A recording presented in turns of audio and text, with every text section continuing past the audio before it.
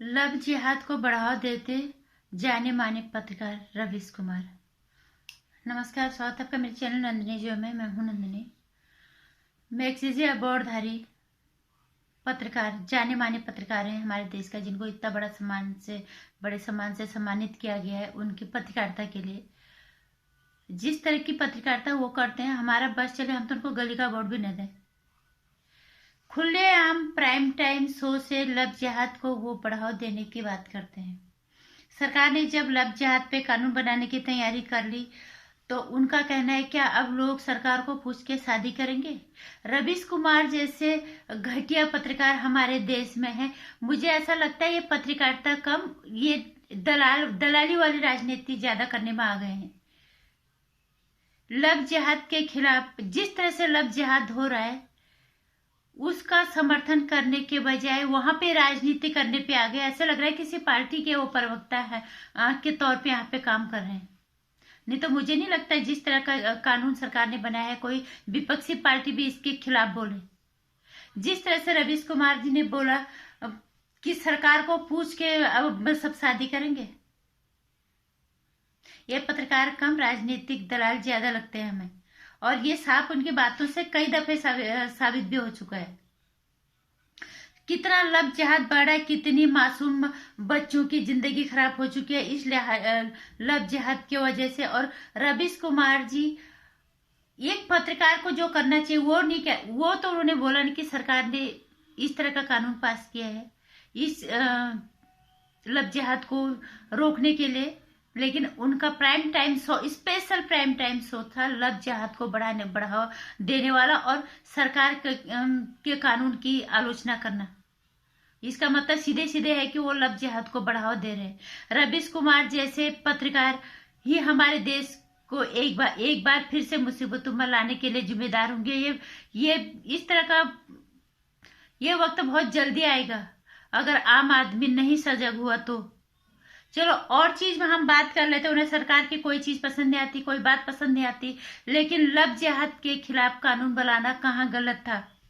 जबकि इलाहाबाद कोर्ट ने पहले इसमें कहा है कि किसी को भी अपने पसंद के व्यक्ति के साथ रहने का अधिकार है, चाहे वो किसी भी धर्म का हो, का मानने वाला हो, यह उसकी व्यक्तिगत स्वतंत्रता है। ये इलाहाबाद हाई कोर्ट ने कहा है और यही बात सरकार ने भी कही है। सरकार ने सिर्फ एक बात ये कही है कि धर्मांतरण करने से पहले 2 महीने पहले मजिस्ट्रेट ऑफिस में आपको इसकी सूचना देनी पड़ेगी, ताकि लव जिहाद जैसी चीजें ना हो। लव जिहाद जैसे लव के नाम पे जो जिहाद हो रहा है, प्यार के नाम पे जो धोखा बेटियों को बच्चों को मिल रहा है वो ना हो। कोई अपने नाम बदल के अपना धर्म बदल के किसी बच्ची के साथ गलत काम ना करे, उसकी जिंदगी के साथ खिलवाड़ ना करे और फिर पूरे परिवार को उसका दर्द झेलना पड़े। और ये बड़े ना दिन पर दिन जिस हालात देख रहे हैं। निकिता तोमर केस ज्यादा दिनों की बात नहीं है, पिछले महीने की बात है। रवीश कुमार जैसे लोगों को ये चीज दिखती नहीं, कितना अफसोस है और किसने उन्हें इतने बड़े सम्मान से सम्मानित कर दिया। मैगजीजे अवार्डधारी उनके पत्रकारिता के लिए उन्हें इतने बड़े सम्मान से सम्मानित किया गया और वो हमारे देश में आके हमारी हित में जो काम होते हैं उसके खिलाफ जाके बोलते हैं। और हम सीधे सीधे कहेंगे कि लव जिहाद को बढ़ावा देते हैं रवीश कुमार जैसे पत्रकार, और इनकी वजह से ही हमारी बहू बेटियों की इज्जत भी शायद खतरे में, इन्हीं पत्रकारों की वजह से। पत्रकारिता इसे कहते हैं, पत्रकारों का काम होता है पत्रकार समाचार सुनाना।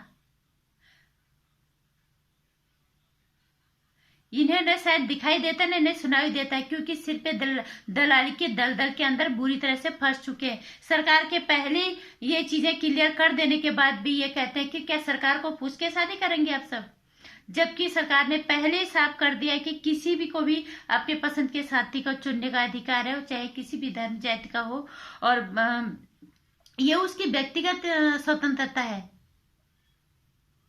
लेकिन सरकार ने सिर्फ लव के नाम पे जिहाद जैसी चीज को रोकने के लिए कानून बनाया कि कोई नाम बदल के, धर्म बदल के जबरदस्ती धोखे वाले काम ना करे, इसलिए इस कानून को बनाया। और इस कानून की बहुत सख्त जरूरत भी थी, जिस तरह बच्चों की जिंदगी खराब हो रही है। रवीश कुमार जैसे पत्रकार एक दिन हमारे देश के लिए हम अब इनको जिसने भी सम्मानित किया होगा, लेकिन एक दिन ये शर्मनाक स्थिति आ जाएगी इनकी पत्रकारिता। इन्हें और चीज से छोड़ने ये भी नहीं देखता कि बच्चों की जिंदगी के साथ किस तरह से खिलवाड़ हो रहा है। कम से कम सही चीज का तो हम समर्थन करें। पत्रकारिता के नाम पे धब्बा है, और पत्रकारिता के नाम पे बहुत ही शर्मनाक इन्होंने इस पेशे को कर दिया है। और पत्रकारिता के नाम की राजनीतिक दलाली करने पे ये उतर आए हैं। और यहाँ पे इन्हें ये भी नहीं दिख रहा है कि यहाँ पे बच्चों की सुरक्षा की बात की जा रही है। शायद इनके जैसे इनके लोगों के घरों में बच्चे हैं ही नहीं, इनके घरों में बेटियां हैं ही नहीं, या इन्हें बेटियों का दर्द समझ में आता ही नहीं है। निकिता तोमर के घर वालों से जाके पूछो, जहां जहां इस तरह के वारदात होते हैं उनके घर वालों से पूछो कि एक बच्चों के साथ इस तरह से जब हादसे होते हैं तब उन पे क्या गुजरती है। जब बच्चों के नाम को धर्म के नाम से उन्हें धोखा दे दिया, धोखे से उन्हें उनके साथ कुकृत्य करके फिर उनकी लाशें बैगों में मिलती है, खेत खलिहानों में मिलती है, जंगलों में मिलती है, नदी नालों में मिलती है। उनसे पूछो कि उनके घर वालों का दर्द क्या होता है। शायद इनके किसी रिश्तेदार का, किसी अपने के साथ ये सब नहीं हुआ, तो तब ये अगर ये होगा तभी रवीश कुमार जैसे पत्रकारों को ये चीजें समझ में आएगी कि सच्ची में ये चीज कितनी गलत है, ये हमारी बच्चों के लिए कितना बड़ा घातक है। लव जिहाद जैसी चीज, इसका समर्थन करने के बजाय Ravish Kumar ji special prime time लाते हैं एनडीटीवी पे कि क्या अब लोग सरकार को पूछ के शादी करेंगे। चीज शर्म आती है तुम जैसे पत्रकारों की पत्रकारिता पे। मैं मानती हूँ तो पहले तो पत्रकारों का यह काम नहीं है कि वो राजनीति के अंदर घुसे। उनका काम होता है अपनी राय रखना, सरकार की बातों को जनता तक पहुंचाना, ये पत्रकारों का काम होता है।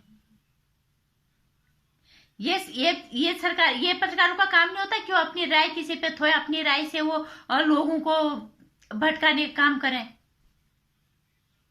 लोगों को भ्रमित करें। ये काम पत्रकारिता का नहीं है। पत्रकारिता, इस पत्रकारिता को राजनीति और उनकी दलाली कहते हैं। राजनीतिक दलाल हम इन्हें कहेंगे। और मुझे ऐसा लग रहा है निकट भविष्य में यही दलाल पत्रकार हमारे देश को डुबाने के लिए जिम्मेदार बनेंगे हर चीज के लिए। और इन्हें तो पत्रकारिता करनी नहीं चाहिए, फिर खुलेआम राजनीति में आ जाओ फिर तो। नहीं तो पत्रकारों का काम जो है, जिस तरह से न्यूज आ रही है उनको न्यूज दो, और जिस बातों का विश्लेषण हो सकता है अपने हिसाब से उनका विश्लेषण करो। जनता माने या ना माने वो जनता का अपना व्यक्तिगत मामला है, अपनी व्यक्तिगत चॉइस है। ये पत्रकारिता नहीं होती कि सरकार जो भी काम अच्छा करे तुम उसका विरोध करो। ऐसा लगता है तुम राजनीतिक पार्टियों के दलाली करने वहां पे बैठे हुए हो।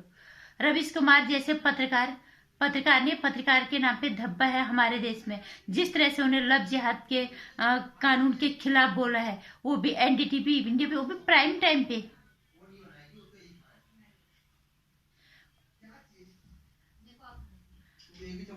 तो इस तरह के पत्रकारों का ये पत्रकार नहीं, राजनीतिक दलाल ज्यादा लगता है। इसलिए इस तरह के पत्रकारों का खिलाफत बहुत जरूरी है, क्योंकि हमें कहीं से भी नहीं लगता ये पत्रकारिता जैसी बात कोई कर रहे हैं। प्राइम टाइम शो पे क्या आना चाहिए, देश की समस्या आना चाहिए। ये हमेशा देश के खिलाफ जाके प्राइम टाइम शो लेके आते हैं।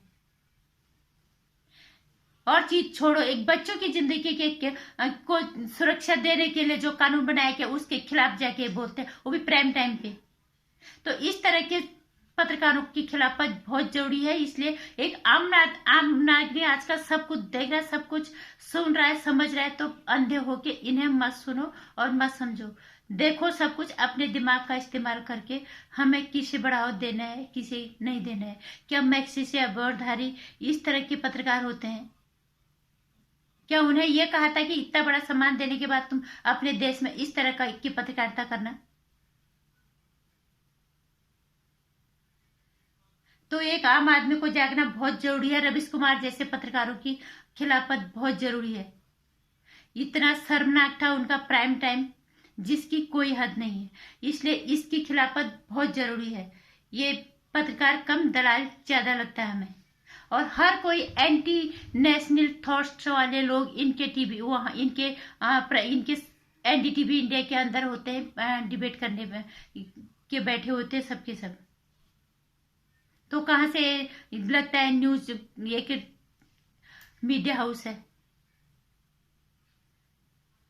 तो मिलके सबको इस तरह के पत्रकारों के खिलाफ करनी चाहिए। और पत्रकार आज वो नहीं रहा जिसे हम कहते थे कि पत्रकारिता चौथा स्तंभ है। ये चौथा स्तंभ इनके जैसे पत्रकार बुरी तरह से गिरा देंगे और हमारा देश खड्डे में जाएगा। इसलिए आम नागरिक का जागना बहुत जरूरी हो गया। और लव जहाज जैसे कानून की खिलाफत, इसके विरोध में बोलना ये बहुत ही शर्मनाक है। और इस वो भी अपने प्राइम टाइम पे, तो इस रवीश कुमार जैसे घटिया पत्रकारों से सबको बच के रहना चाहिए। नमस्कार। मेरी वीडियो को लाइक और शेयर करना, चैनल को सब्सक्राइब कर देना। आने वाली वीडियोस की जानकारी के लिए घंटे आइकन प्रेस